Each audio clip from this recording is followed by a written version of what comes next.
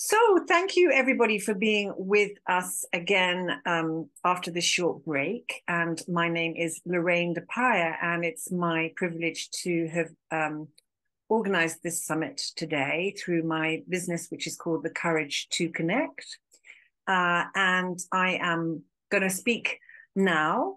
But actually, what I'm going to do, first of all, is I'm actually going to play you a song that I wrote. This song is called The Force Inside, and it's a song that I actually originally started in my 20s. However, I've only just recently finished it. And so I went back into the studio this year and recorded it. And it's going to be one of the songs that is a compilation that's going to go with my book called The Courage to Follow Your Heart. A thumbs up that you can hear this. Yeah.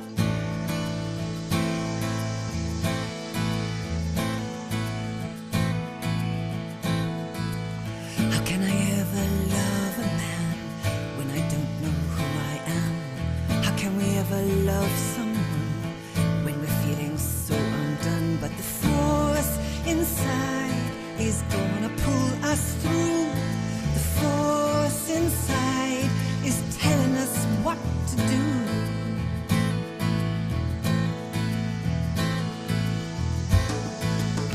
Pulling us through our fears of love, that we're not good enough, that we can never trust, that it's only money or lust. Yes, the force inside is gonna pull me through, and the force inside is doing it for you.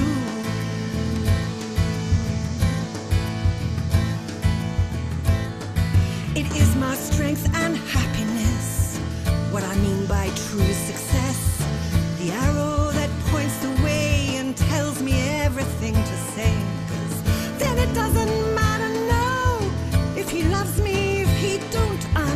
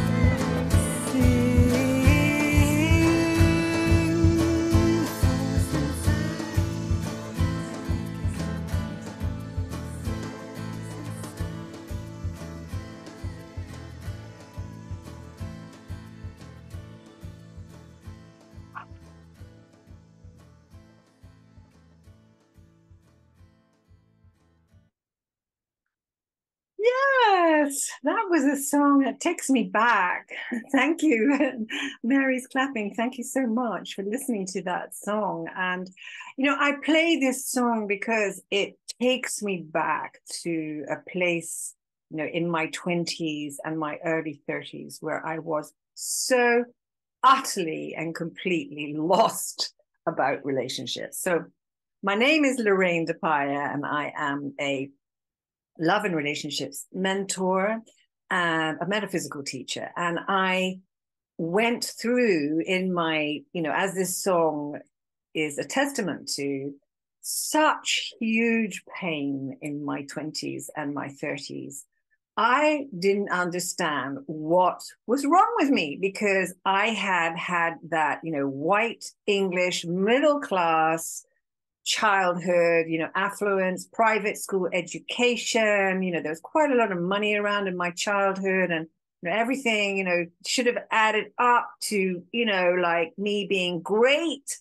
And yet, as other speakers have shared, you know, when I got to my 30s, my early 30s, I was actually at a point where I was, you know, just a half a thumbnail away from being admitted to a psychiatric wing.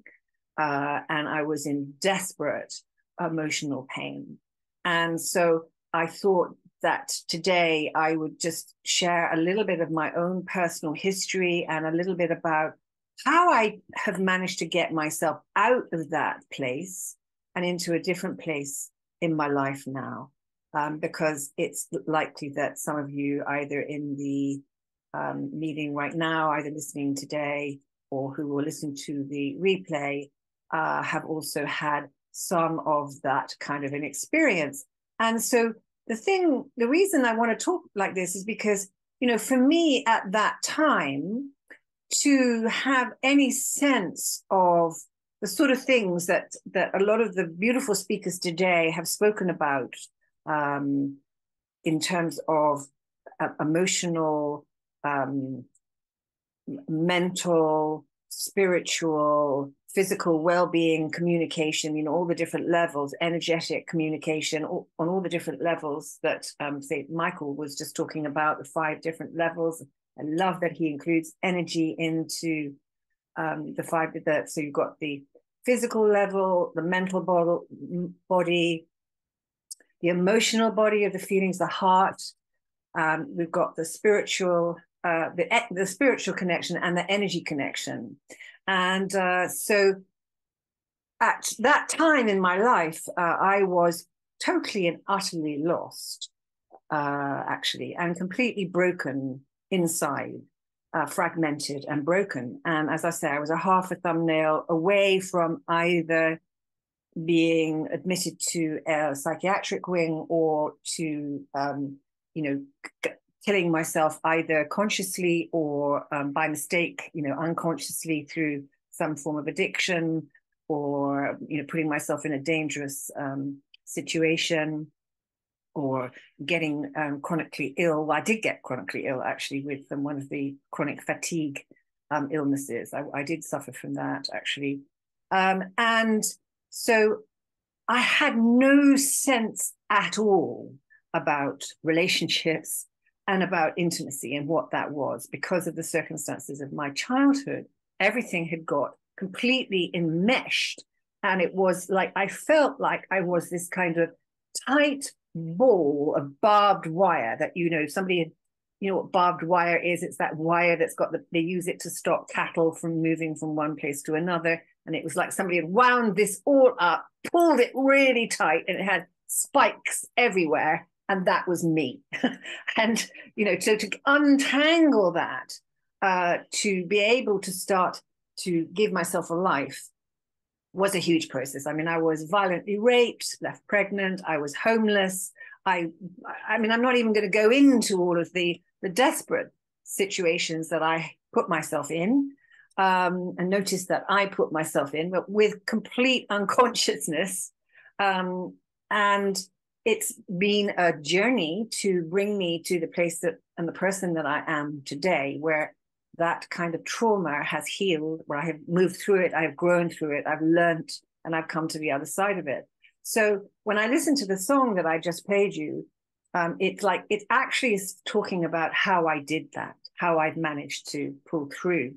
So I say to people that music saved my life, because the one thing, when I was going through all of that trauma, the one thing that I held on to was a love of music. I loved music, and I wanted to sing. I couldn't at first because I was so closed down. It was like I had a gag on my mouth. I couldn't let sound out of my mouth. And Peter was sharing earlier today about how important sound is, and I couldn't get sound out. I couldn't speak because I'd been gagged, emotionally gagged. And but I loved music, and actually that is what I hung my hat on, and that kind of pulled me through the first stages of my recovery, of my recovering myself.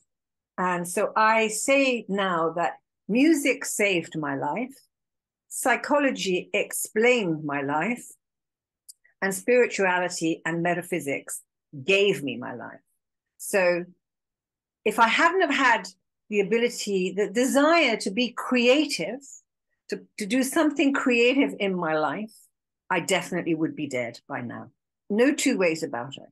That is what saved me. My love of music and my life spirit in terms of wanting to be able to sing and do part. So when I was on that journey, I came across a book. Well, as I started to realize that things weren't flowing in my life, so you get to the age of like in your 30s and you're looking around and everybody else is getting married and having children, and I wasn't. And it was like, what's happened? Why don't I have all these things that other people have in their lives? And when I got to my 40th birthday, I was the most miserable 40-year-old you can't possibly imagine. I was like, how could I possibly be nothing? I don't have anything in my life. I was at the age of 40. And so I realized that there was a lot that I needed to learn in order to change things for myself. And it was either going to be that, or I was going to, as I say, I was going to end up in a psychiatric hospital. So began a process of digging, learning, and understanding. And I went down the normal kind of psychology route. I had already, the one thing I had was that I did a qualification in psychology. So I was kind of, and I did have education, actually. That was another gift that I was given, which at the time I didn't realize it was a gift, but it was. And that's what we're doing here today. We're educating each other, sharing our stories, sharing information so that we can learn how to have the things that we want in our lives. And so I realized that there was a lot that I needed to learn. I got myself to a point where I was having a professional career as a singer.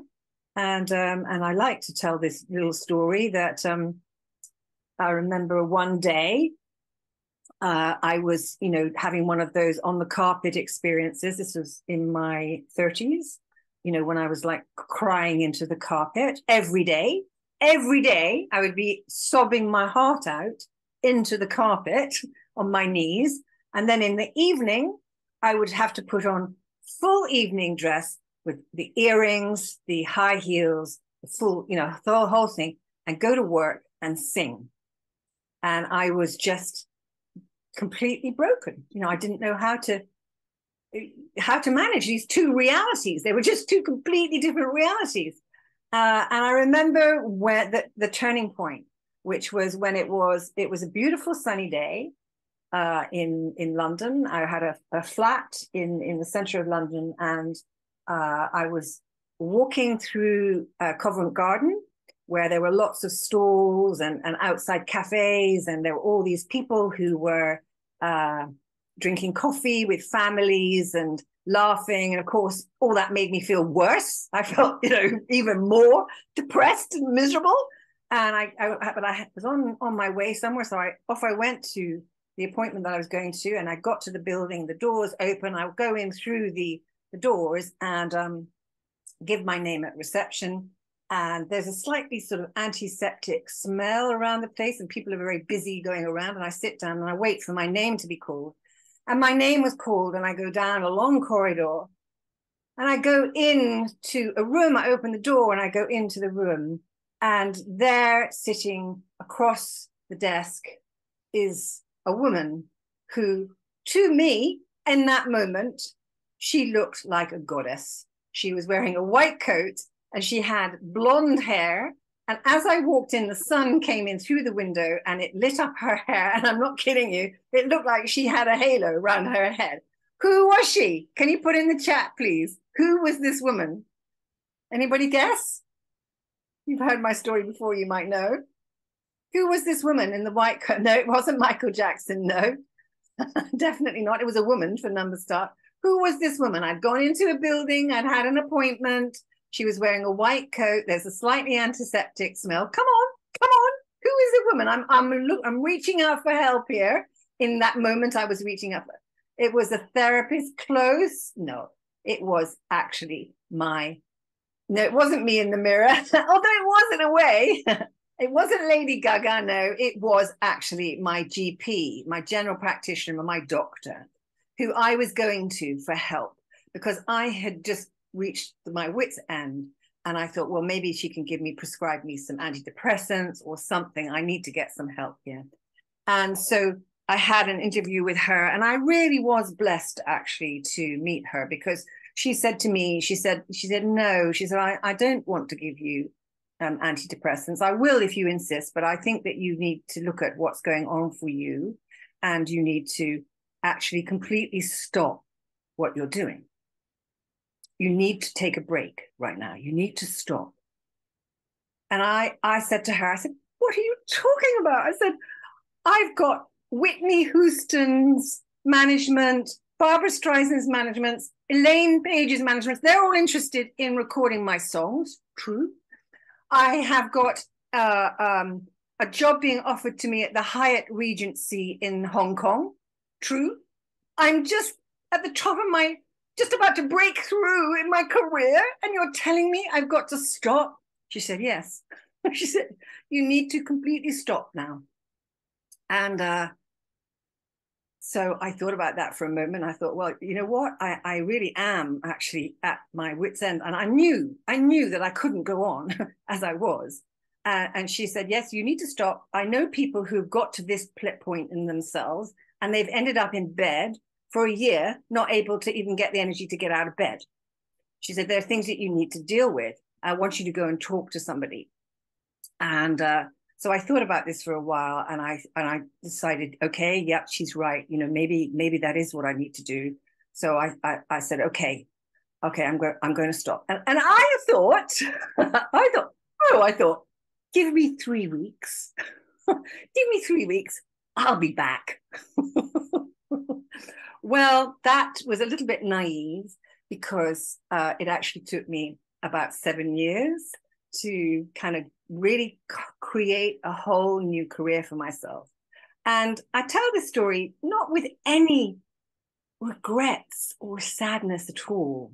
You know, yes, okay, so I could have, at one point, I wanted to be I wanted to be Madonna, actually. That's who I really wanted to be, Madonna. But thank God I'm not Madonna. I don't want to be Madonna now. The last thing I would want to be would be to be Madonna. And it started me on a completely new journey. That's what I want to tell you. And a journey which has become so fulfilling and so deep and so rewarding that no amount of international success on it in its own would have ever given me the kind of peace and fulfillment and joy that I have found through the way that my life has unfolded. And so at that time I came across a book which I shall send out actually when I email everybody after the summit is over. I will in case there's some of you who might enjoy reading this book. There was a famous book actually, and I can't remember the author's name right now, but I will put it when I send it out. It's called The Courage to Heal, which some people may know on this who are listening. And the Courage to Heal was an amazing book which talks, it's several women sharing their experience of childhood sexual abuse. And sometimes these people are in their 40s. when they start to get memories coming to the surface of incidents that had occurred to them in their that had happened, things that had happened to them in their childhood. And the book is called The Courage to Heal. And so what actually happened is that I identified with this, and that began my own uncovering of my own journey of childhood sexual abuse and so on. I then created a business which was called The Courage to Sing, which was named after this book, and also brought my singing into the thing. So and I would empower people to sing, and I did that then for many years, and that became a very successful national franchise in the UK. I had at its peak, I had about 7 different venues, and lots of people were working with me to facilitate other people in finding their voices. And then that changed, that for various reasons changed into my present business, which is called The Courage to Connect. Did you have a question that you think you wanted to ask me, Michael? Yes, I wanted to ask you. So you mentioned you had a book called Courage to Follow Your Heart. Yes. And you mentioned there's something been in the pipeline for a long period of time. Say again? Is that something that's been going on, like you've been wanting to write this for a long period of time? Oh, something... yeah, absolutely. So The Courage to Follow Your Heart is really, and this is really what I wanted to share about today in terms of this summit, is because this was my journey to healing, and it was about following my heart, but also, as in that song that I played at the beginning, the force inside is going to pull us through. With the force inside, that we can win. Because when I was so utterly confused and so triggered by everything in life, any relationship at all, whether it was even, I couldn't even have friendships. I mean, I lived completely isolated, completely alone. Even that singing career that I had, I would go to the job, I would do the job, and I would go home, and I would sometimes hardly speak to anybody while I was doing that, because I couldn't have any kind of intimacy, any kind of a relationship at all. So in my book, The Courage to Follow My Heart, I describe how I followed my singing muse, and also how I had, and I don't know really where this came from, but it was a faith in a knowledge that if I follow my connection to the universe, universal energy, the bringing together, or I guess spiritual and energetic forces, if I follow that energy within myself, if I learn to follow that, it will lead me to my health, to my abundance, to my wealth, and to intimacy. And the force inside that you mentioned is the combination of these energies, right? How can somebody access it? Great question. Yeah. And that's exactly why. Well, the first thing is to acknowledge that it's there, that it exists, to understand, as you said in your share, and other speakers have spoken today, and other speakers who are going to come on later to the summit will also share, I'm sure, is that we are more than just the physical form, that there is the non-physical. And so if we are able to remember that and learn to connect to it, learn to feel it, it will present us, it will give us the direction that we need to follow. Make sense? Yep. So you can equate it with, like, if you were driving in the night and you can't always see the sides of the road, but what you can see is the white line, and you just need to stick kind of like with that white line, and you'll be okay if you just keep following the white line in the road. And that's kind of the way that I began to understand my life, is that there is an energy which is the white line in the road, which if I can keep following that, then it's going to allow me, show me the right decisions to make, Because the thing that was happening to me was that because of my childhood, I was just making appalling decisions in terms of the relationships that I was choosing to be in. And in your talk, Michael, you were so amazingly described how to judge compatibility. Whether you're compatible with somebody, that all of these different levels need to be in sync in order to be able to have a totally compatible relationship. And that even if they're not all in sync, it's still possible to have, a relationship that will take us so far. And, the maturity that you shared of the ability to be able to detach enough from the circumstances and to be able to have that kind of a conversation with your partner, well, that was completely out of my ability to do. There was no way. I mean, any sense of, being, because I would just get triggered. And I was so profoundly triggered by, the picking certain kinds of, men and, where I would get treated badly. And I just had no sense of how to turn those things around. And I'm sure that some of the other speakers will also speak about this. I can see Mary on the call today, and I know she's going to be speaking in 2 weeks' time when we do the second part of this summit. Does that make sense, Michael? Yeah, sure. Thank you. Absolutely. You also mentioned that true love is intimacy within self. Yes. So the title of my talk is True Love is Intimacy with Life Itself.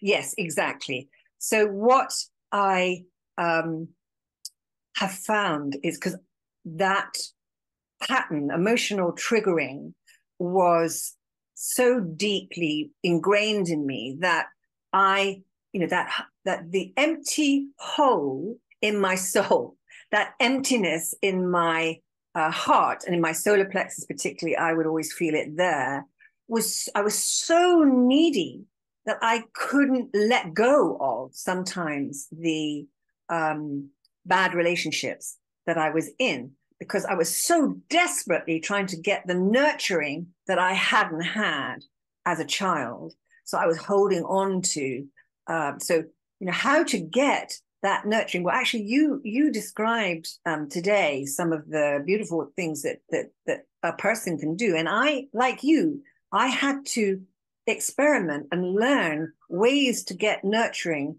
because I did a lot of the psychotherapy and I did a lot of the counseling. And I don't know whether I was just unlucky with the particular counselors and psychotherapists that I had chosen, or whether it is indeed a feature of the profession itself, but it didn't do it. I had to go deeper, and I had to go into my connection with life itself, and finally understand that if I was in a relationship which wasn't going to work out for whatever reason, worst case scenario, I was raped, but, there were plenty of other relationships that were sort of okay, but they didn't have potential as a permanent relationship.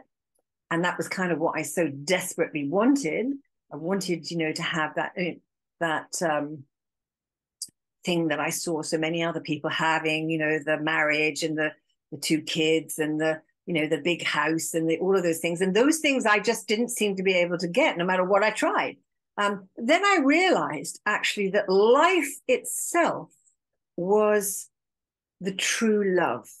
And if I just listened to and followed what life itself was showing me, then I would be led to my happiness. So if in my case, a certain man was not going to be the right man for me for whatever reason, that was actually a gift. That was life showing me, you know what, Lorraine, this guy isn't right for you. Let go and let life, God, a higher power, the universe, whatever you call the all of the universe, show you another direction.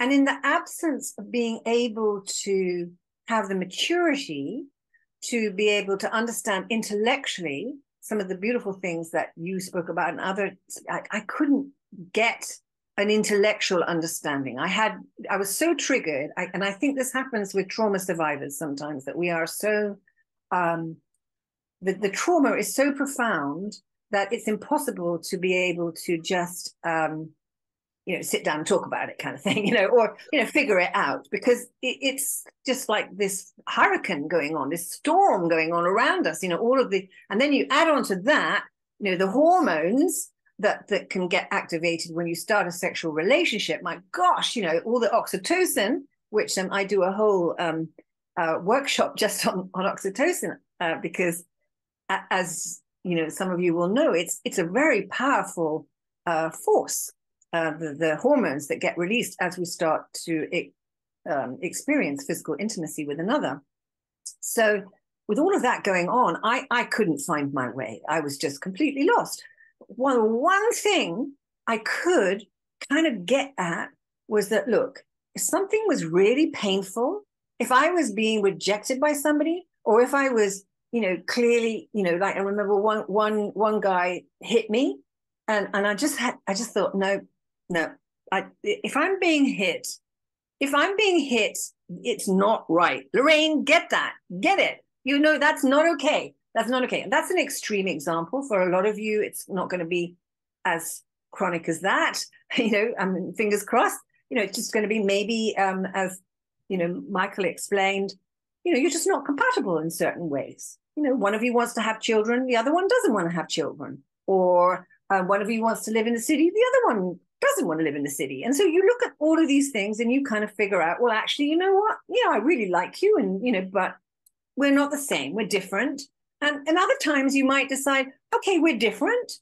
And, that's okay. We can make it work. You can live in the countryside and I'm going to live in the city, and we'll make it work. And it depends where you are in yourself that you are able to make that decision. You have to have some ability to be able to stand outside of the emotions that are getting triggered. And I was not at that place.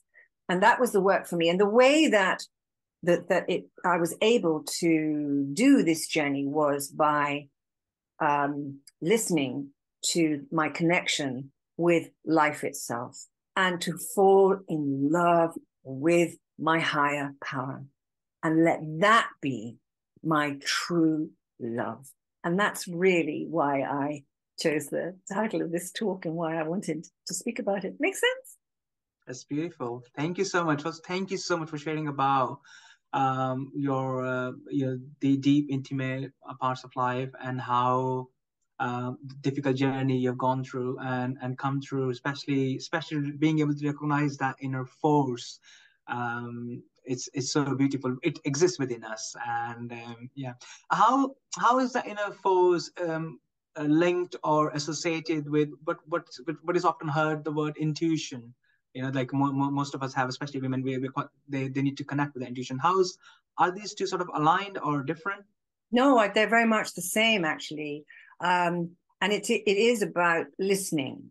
It's about, so one of the things that I started to do on a regular basis was to meditate and to start to get quiet. And Peter Parker talked about this in his talk earlier this morning, about how, the brain, the mind can take over. And actually what we need to do is to get out of our minds, and not, that there is something apart from the mind, the essence of life itself. And that if we can tune into that, then that will be able to direct us. And I would even say that, in my own process, and this is my experience, it's not necessarily the experience of everybody else, but what I have learned is that actually desire, so let's say desire for a good, happy relationship, that is a heaven sent, a blessed thing to want. A desire for more money, a desire for whatever it is. It's something that actually, and like you said actually about pornography, that there's nothing wrong with it. There's nothing wrong with desire. And one of my great teachers has been a woman that you will all know, actually, and she's been very much in the news just recently because she passed away. And that is Tina Turner, the singer Tina Turner, who, if you don't know, she came out of an abusive marriage, as you will probably all know, to her first husband, Ike Turner. and she couldn't leave. She couldn't leave that relationship. She was, which happens sometimes with this particular kind of trauma, that you just can't pull yourself out of it. And she heard about this particular form of Buddhism, which is a Japanese form of Buddhism called Nichiren Shoshu Buddhism. And I actually have practiced that. I'm not practicing at the moment, but I do practice it from time to time. And it's a very powerful spiritual practice. And so one of the things that, Michael, I think that I've learned is to use my spiritual practice and my energetic practice to help to bring me into alignment. So with that particular practice, you chant Nam Myoho Renge Kyo, Nam Myoho Renge Kyo. But also there's things like Kundalini Yoga, Qigong, as Peter was talking about earlier. There's and different kinds of energetic and spiritual practices suit different people and suit us at different times. So, for example, even just walking in nature, actually, if you approach it with the right intention, that can be a spiritual practice. People have said that, like Picasso and Monet, when they painted, that was their spiritual practice. So does that answer your question? Yeah, sure. And I remember once I used to do this. This is something that I have, developed over many, many, many, many years. I was blessed with a grandmother, actually, who had a spiritual practice. And she introduced me to that when I was quite young. And I didn't even hardly take any notice of it at the time. And I certainly didn't practice it. But it was later, as I went on in my life, that I began to realize that it had actually opened up something for me. So one of the things that I have learned to do is to just be quietly listen. And in fact, let's just do this together right now, if you don't mind, the people on the call. If you'd like to just focus inside, you can just be doing whatever you're doing. Take a deep breath. Just go inside and kind of notice how you're feeling.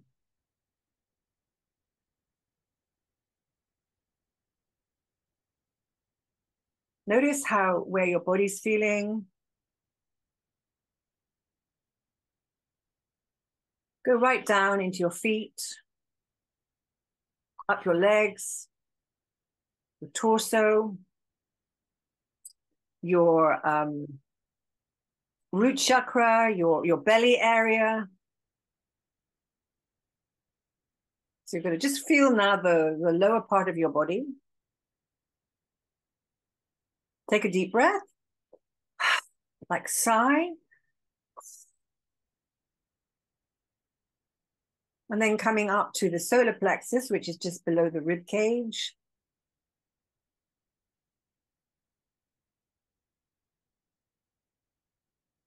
Breathe into that center. Coming up to the heart. You could actually just put your hand on your heart. That's such a beautiful thing to do. It really does connect us with love. But loving yourself. Breathe deeply. And coming up to your throat. The chakra for communication.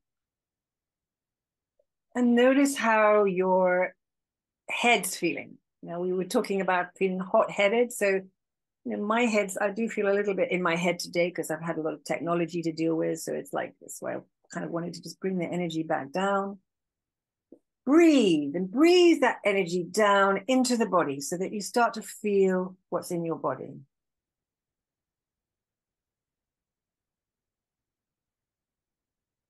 Feel your feet on the floor.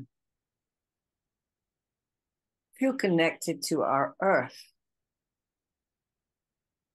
Just feel the planet below your feet. This amazing organism that is our planet, planet Earth. And equally, just feel now that connection to the universe through the crown of the head. Just open up that crown and feel the infinity, eternity that is our universe.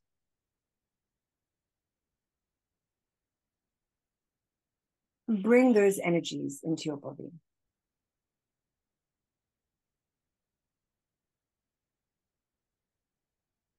Knowing that you are safe, loved, secure in this moment, supported.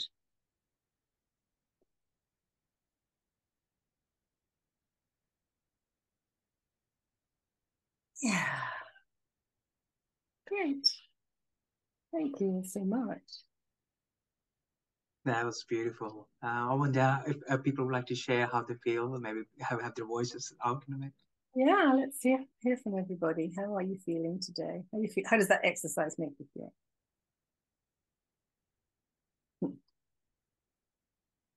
Anybody got any questions too? Please feel free to ask.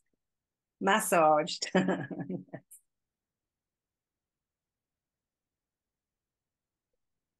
Calm, relaxed. Yes.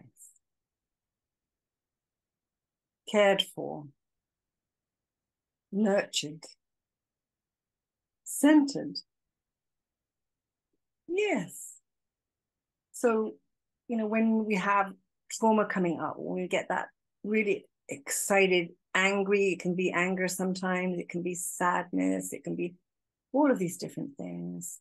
You can welcome it because it's going to be our teacher. It's going to teach us where we need to go, what we need to do. And the thing about this kind of a practice is that it gets better. We get better at it the more we do. I'm sure you would agree, Michael, that using energy and with a spiritual practice, we get better after time. Would you say? Absolutely. I mean, for me, I like to be physical, but also energetic. Like they both are complementary, right? So what I say is that a container can only hold depending on the capacity it has, and that capacity is what our body is. So if we want to, if we want to hold more energy, we'll have to do more practices to be able to hold. Right? In the same way, if you want to lift up more weights, we have to do more physical work to lift up more weights, to build that intensity. Yeah. And practices are very, very important. That was one of my questions I wanted to ask is, a lot of the times we get up, we get swayed by life and we drop off our practices before we realize, and it has repercussions. How do then somebody continue? What are the 2 or 3 tips you can suggest for people to actually continue staying in the practices? Good question. Yeah, great. Yeah, for sure. There's been plenty of times that I've fallen off my practices. And also I do feel that actually any kind of practice has to feel invigorating and inspiring, and just getting that balance sometimes between doing something because you need to do it and doing it because you want to do it is actually a balance. But one of the things I would say is to remember that every new day is a new day. So it doesn't matter what happened yesterday, that it's really about actually how we feel today and starting again today. So, we know, all of us know, we should be doing this, we could do that, we could improve ourselves. And yet we don't do it sometimes because maybe it's not the right time yet. So I think forgiveness is the second thing that I would say, self-forgiveness. And I can see that Jennifer Halliday has just come on call now. She's going to be talking in a while. Hi there. We're just finishing up now. And she's going to have quite a bit to say about forgiveness, I think, too. So those 2 things I would say are really important. And I think, learning, being willing and open to learn, knowing that we're all at different levels in many, many different ways. And what's so amazing is that there's so much more to learn. There's so much more to experience. And as we open our hearts and we learn to love deeper, then life becomes glorious technicolor, not just black and white. And that's what I often say, and I'm going to finish here now. And so with this last thing, which is that I think if I hadn't have had those negative experiences in my life, I might very well have gone through my life in kind of black and white and gray. That's the way that my life would have been. And because of opening myself up, because life made me open up to other things, it's actually giving me a life of color and of glorious technicolor, so that much more feelings, much more enjoyment, a much deeper experience of life than I possibly would have ever had if I hadn't had those things. So thank you, Michael, for staying on the call and being my prompt today. I really appreciate that. And it's been a real pleasure to share with you all. Thank you all so much for listening to me. I know that Alexandra has put in the chat details of how you can contact me and of the various things that I'm offering. So please do look at that. And I will be sending all of those out to you as well after the sessions have finished today.